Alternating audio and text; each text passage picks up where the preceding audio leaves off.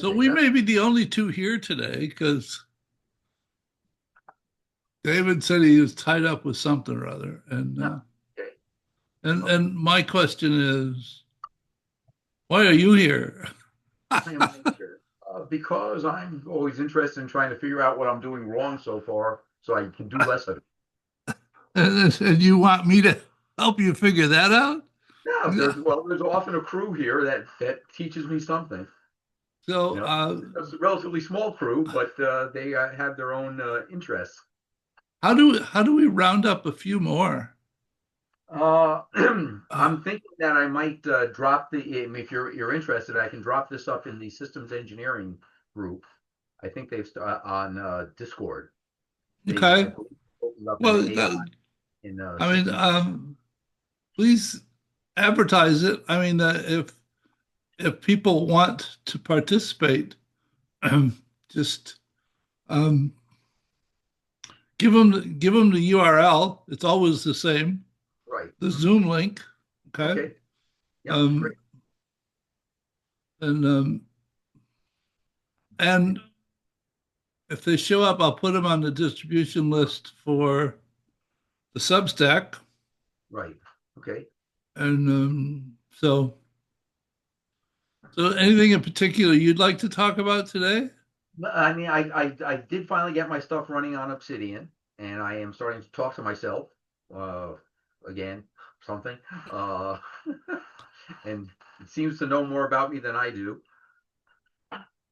Okay. But I haven't got anything useful yet that's sort of showable that I've been able to pull up as a report out of that. I've got a couple of prompts I'm thinking about, but I'm also taking a course at the moment on it, so that's taking up a couple of hours a day. Uh,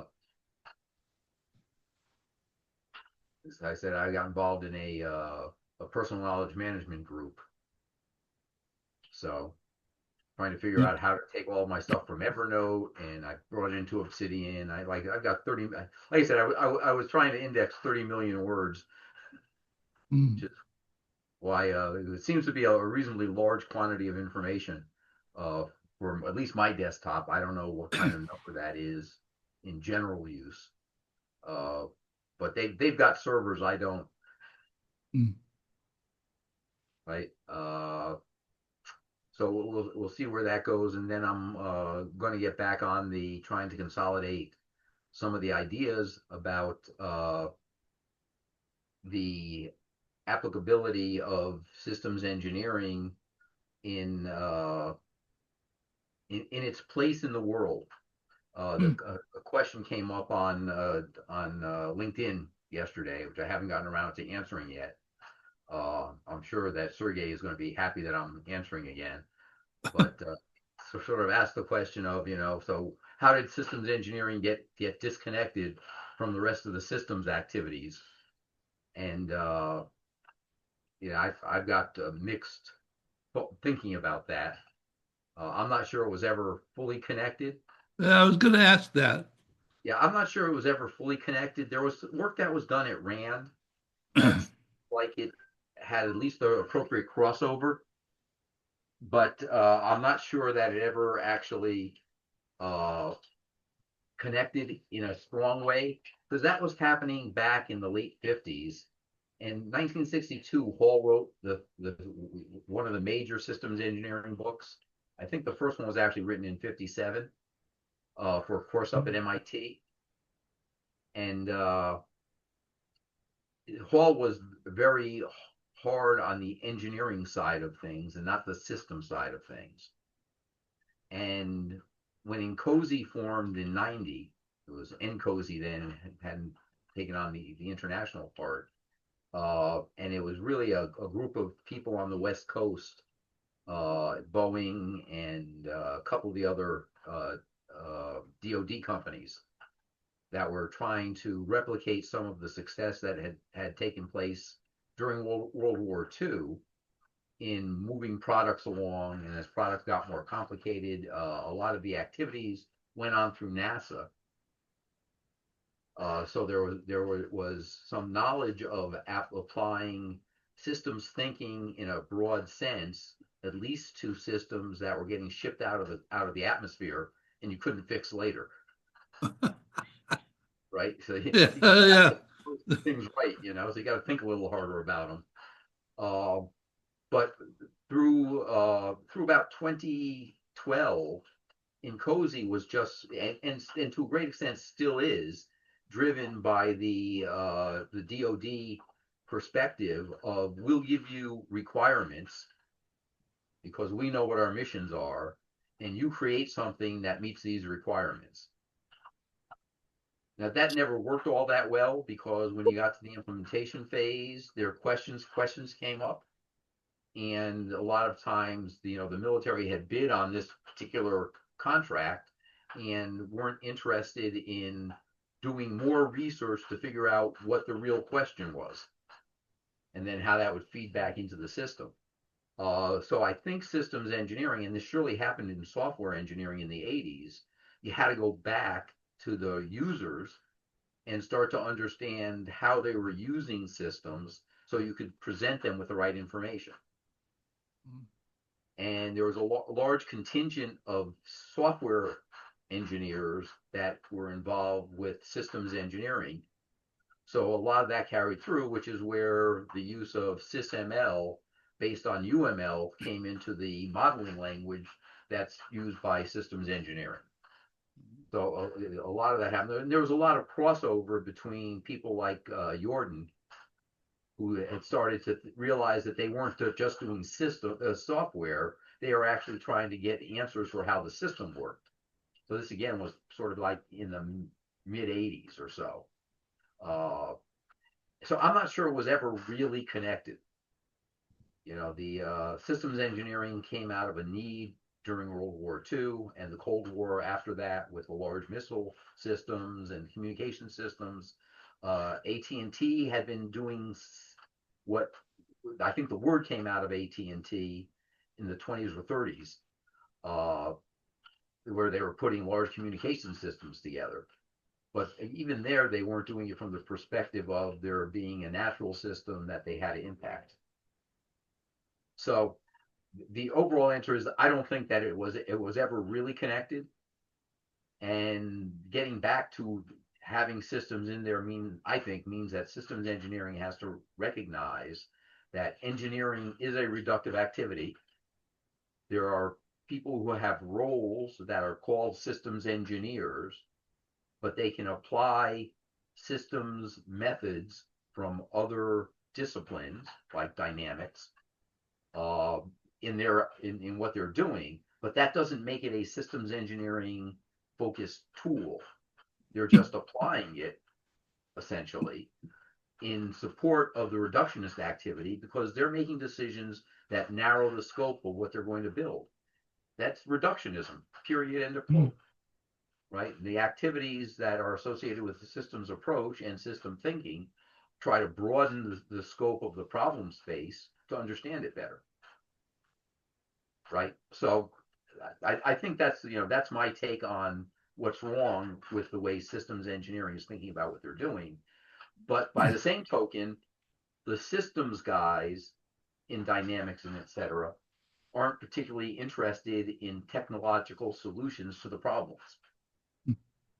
So they can point at places where something needs to be fixed, but they're not going down the next step of the rabbit hole to determine, how to engineer that into existence. And I think so that's exactly the point where, if there was a leverage point, that would be the one. It would be where the systems thinking guys and the other disciplines are looking and saying, I think we need some technology here. Let's get a systems engineer. And where the systems engineer gets to the point that says, well, this is more than just the physical system that I need to design. Somebody has to go back and take a look at the organization or the mission and determine where the technology is in that space. So I think that's the specific leverage point where there's a hole.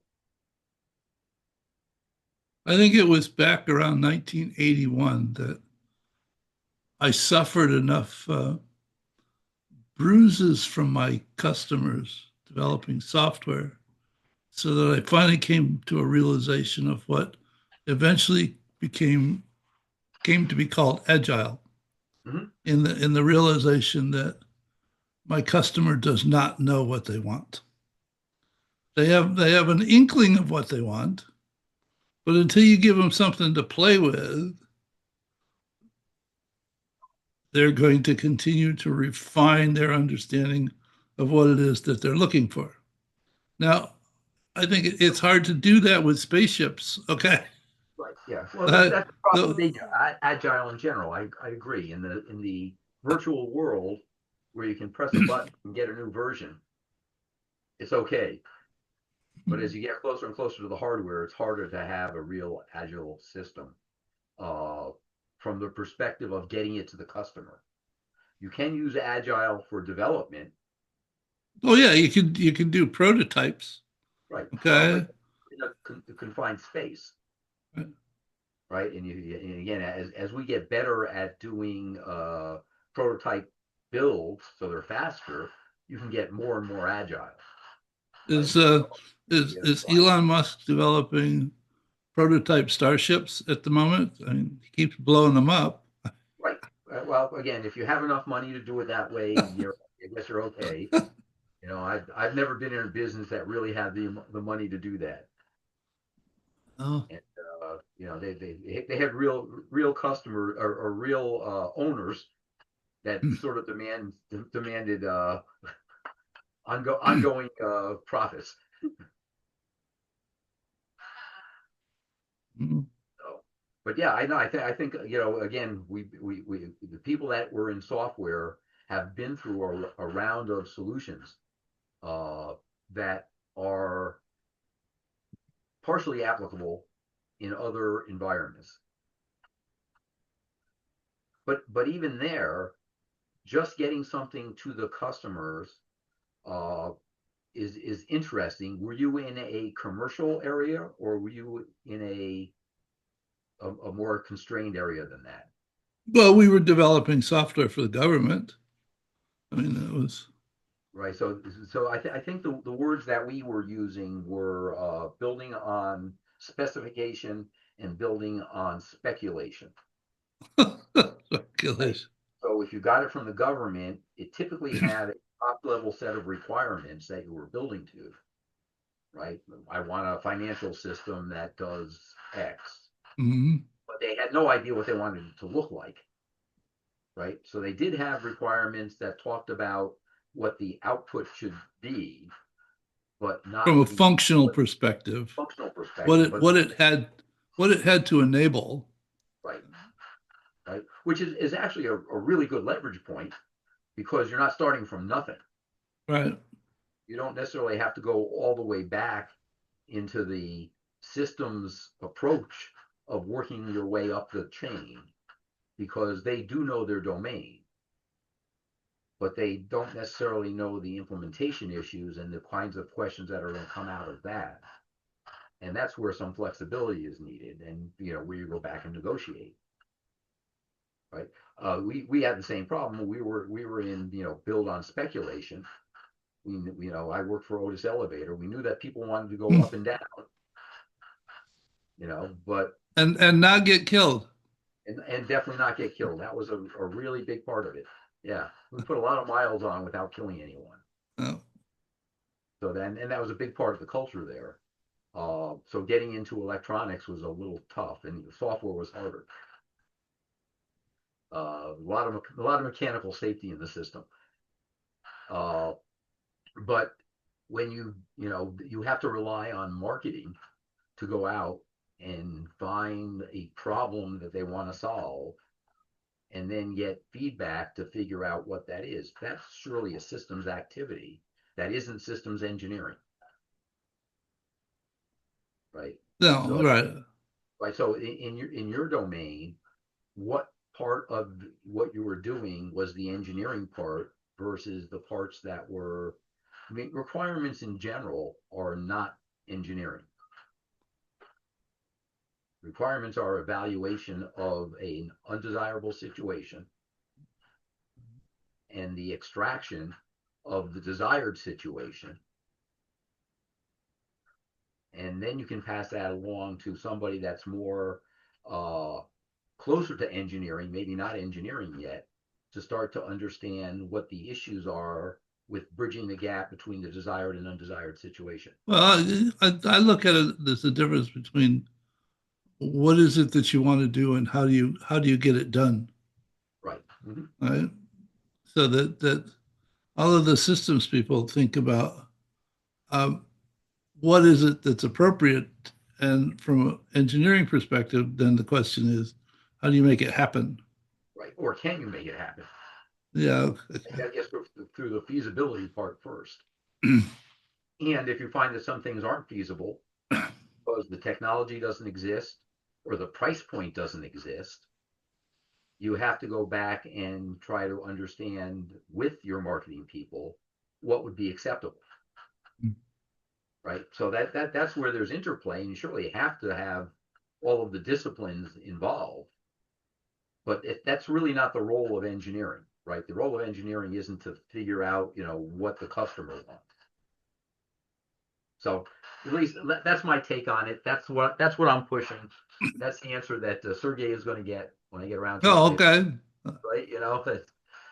And Maybe a little shorter. not usually. Oh, I see. I Okay. usually can't fit it in a LinkedIn post, so I put it up as as an Oh, article and link to it. okay. Well, I had a real nice meeting with Oh, Get Recall Support today. right. You mentioned that on Tuesday.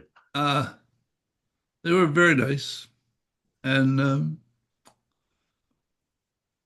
very, very interested in my thoughts on additional features that might be useful, Mhm. and several of them that um, seemed like they would be quick fixes. Well, not fixes, but quick additions Right. to Mhm. the environment. And so we'll see what happens. I'm more addicted than I was on Tuesday. Okay, Okay.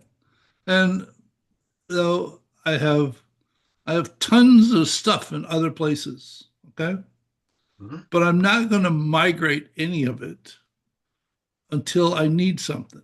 In other words, if I have to go back into one of the old repositories to find something, I'll migrate it in the process of getting it ready to do something. Right. And because if I don't ever go look for it, why should I ever migrate it? Because it's useless, right? Well, maybe it's Uh, useless because your memory of it may be weak, oh, well. right? And it might actually have something that's of value, and putting CPU cycles behind it to Mhm. find it, make the connections actually isn't a bad idea.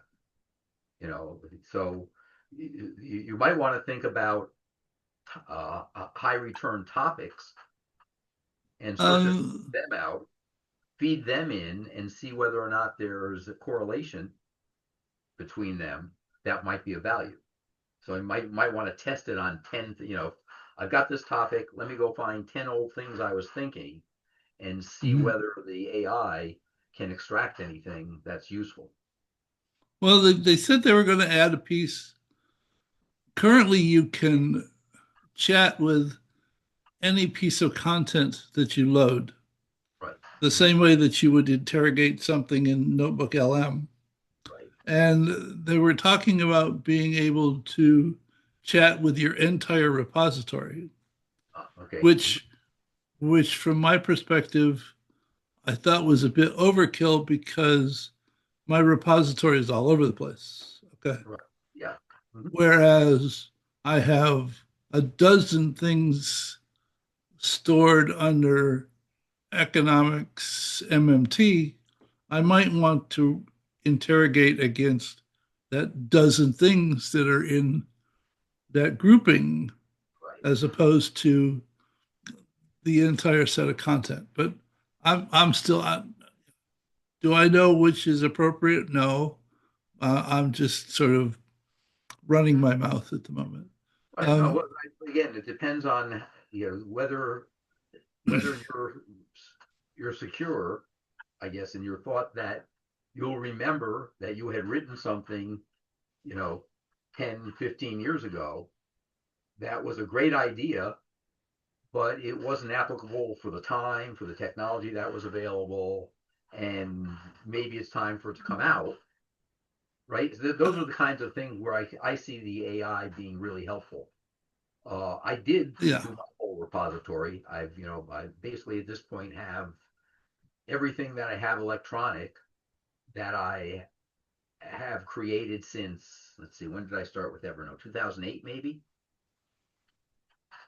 that Because I'd already migrated my Evernote into Obsidian, and I now have my full vault has been indexed mm. by GPT for all. So I can start to do that. I just haven't really had the time to start thinking about how do I get to this? What kind of question do I want it to ask? Uh, I did ask it a couple of questions about the systems engineering handbook that comes out of Incosi, because I have two versions of it in there, so I have it trying to play off between those, but I don't have anything solid yet as to those ideas.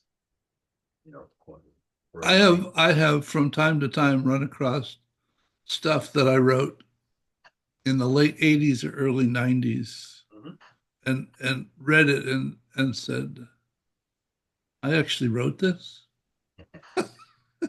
Yeah, It, I surely have. it was that foreign to me. Uh huh. Yeah. Not that it was terrible or Right. not that it was awesome. It was just that, wow, really? I was thinking about this. Right. Exactly. Because, Mm-hmm. Yeah. It's interesting where your mind went. You know, 30 years ago, 40 years ago, and what got left off. well, you know, your thoughts end up being, to some extent, molded by your context, what True. it is that you're engaged in doing at that time. I mean, Right. there's lots of stuff that I wrote back in the 80s and 90s that's just throwaway because it's not relevant to anything today, at Right. least not anything that I am or am likely to be engaged in. Right. Yep. And fortunately, I don't have a problem throwing stuff away. And people ask me about my inbox in my email. Yep. There is nothing in my inbox, and there are two messages in my saved email. Wow. Okay. You win. It's it's process it and delete it. I mean, you know, if there's some place it's supposed to go, put it there, and then get rid of it because then you don't have to worry about where it is. Because Yeah. Well, I'm working on that now. As I'm putting really important goes into Obsidian. You know, I can cut and paste it or have it automatically go. But again, I've got email that goes back to the 80s. I'm not exactly sure why. I don't know what I'm going to do with it, but I assume at some point, I can toss it into AI and ask it. I'd have to go into AI and ask it what I had for breakfast this morning. Um, Uh, my memory is not what it used to be. so It's isn't that true? Isn't so that true? So that's sort of what I'm up to. That's sort of the main driver in intellectually in my life at the moment. And it's AI is starting to come up to a level to figure out what to do with it. But this systems engineering thing, really caught me a couple of years ago as I started to realize more about the broader systems world. so So, the question about what to do with AI, mm-hmm. what beyond just, well, it's a nice thing to play with. What can you do with it that's actually of some utility? Okay? Right. Mm-hmm. And I noticed during the call I had with support today, the question was, I mean, they're a small startup company and they're trying to figure out how to attract users. Right. And we talked about the difficulty of simply going and trying to convince people that they should use it uh, directly. I mean, that the comment that I continually use from Spencer Johnson about, well, almost everyone loves to buy, almost no one likes to be sold. Right. And so that you need to create a context where something appears attractive from a value perspective, enough for someone to want to go look at it, as opposed to telling them they should go look at it. So I created another story a few minutes ago about the utility of using the quiz feature and the spaced repetition, Right. which I told her that it was extremely humbling to have Recall create a set of flashcards about some of my own notes and having me get some of the answers wrong. Mhm. Not that there was anything wrong with the flashcards. It was I, I Well, didn't what actually is that a understand my problem? own notes. Is did I get the answer to the flashcard wrong, or did it come up with a bad question because of what I wrote? Yeah, but the flashcards were okay. They were a faithful review of the content that I asked it to quiz me on. Sure, but what was the And content any good? well, Right. you know, That's some the problem. You're a couple of steps away at the flashcards, yeah. right? So it's a gigo problem of what you're learning. That was my So only point. Sorry. so I had Gemini write a story Uh-huh. about this person discovering recall and the quiz feature and the spaced repetition and Hmm. how it changed the environment in which they worked Right. and the value that it created for them. Hmm.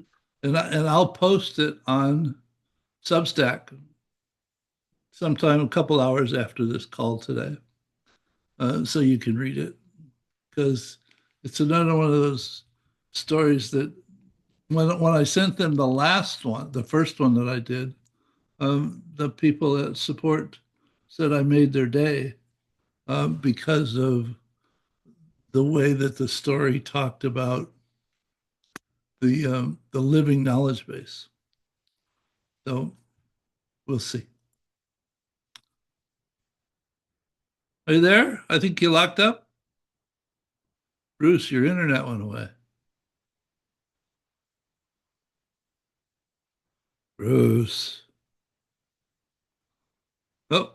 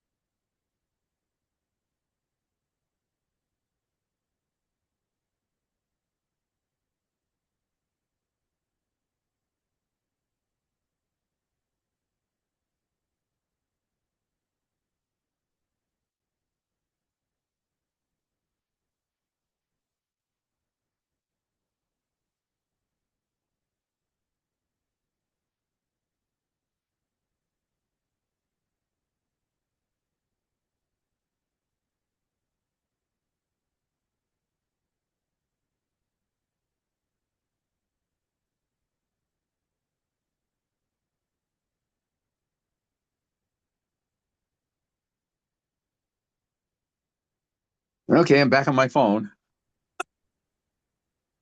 I okay. um looks like I lost internet again. and I really had lost internet at some point before, because when I rebooted the router, things came back up. But so yeah, I mean, so what you were just saying that when you sent them the last one that you had written, did they have feedback on it or take ideas from it? Well, they loved the story in terms of the way the story talked about the use of Yeah. recall.ai, Hmm. but it didn't Okay. talk about a specific aspect. It sort of talked about the whole product in general.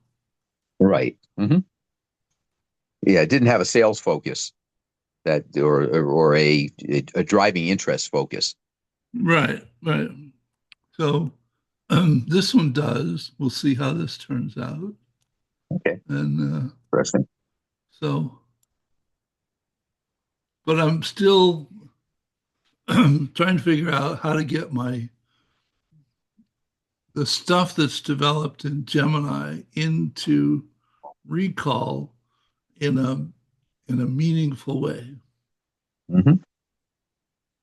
So mostly I tell Yeah. it to migrate it, migrate the conversation to a URL and grab it from there, or I have it take the content and dump it into Google Docs and migrate it from there. And Right.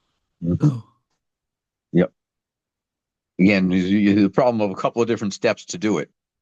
right. And I'm the kind of person that doesn't want any steps. Um, Yep. Hmm. Yep. so, Should be a smooth transition. yeah. Uh, well, Of yeah. course, The additional steps don't accomplish anything. I mean, they don't add well, any not for value. They get you not from for A to you, B. Um, not for you, but the walled gardens seem to be a big seller for the corporations, oh yeah, well, right? They get you locked in, so it's a value to somebody, they think. yeah, you're right. So, so But that's pretty much what I'm working on and expect to be working on. Of yeah, course, I'll be interested. next Wednesday, I'm doing my workshop. We'll see how Right. that Hmm. turns out. Yep. I got 22 people that signed up. So, Oh, good. Okay. Yeah, I'll be interested to actually take some focus on the execution of what you're trying to do. So that'll be fun. yeah, I showed it to the people at Recall today, and they were pretty taken with it. Also, they said, "How'd you Oh, get it good. to do that?" And I Yeah. said, Right. a lot of iterations." Yeah. Yeah. This is the same way you get to Broadway, right?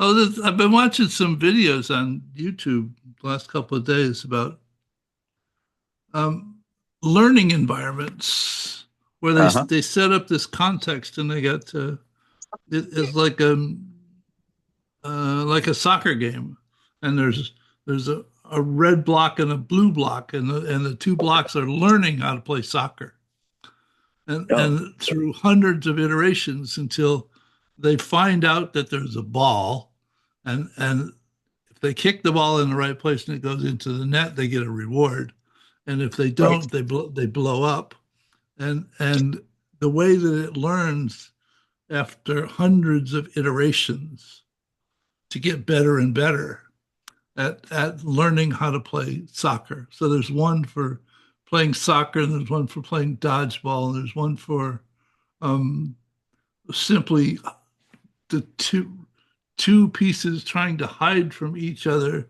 so one doesn't blow up the other one. And Oh, in one in one of them, one of the interesting. pieces figured out how to escape from the game. So Oh boy. Yeah. Yep. Just frightening. mm, so Interesting. uh, Okay. so maybe we should have a short meeting today. Yeah, that sounds about right. I pretty much over explained myself. Have to go find your internet, right? Yeah. Yeah. Well, it'll. I don't think it's me at this point. I think I really Oh, don't have it. So I'll call the support staff when Well, I get done. I hope they get it figured out because, Well, if not, it'll force me to just work offline and actually think. every time I run into that problem, which is not very often, I turn my phone into a hotspot and connect my computer to my phone. And Right? Yeah, I do that also.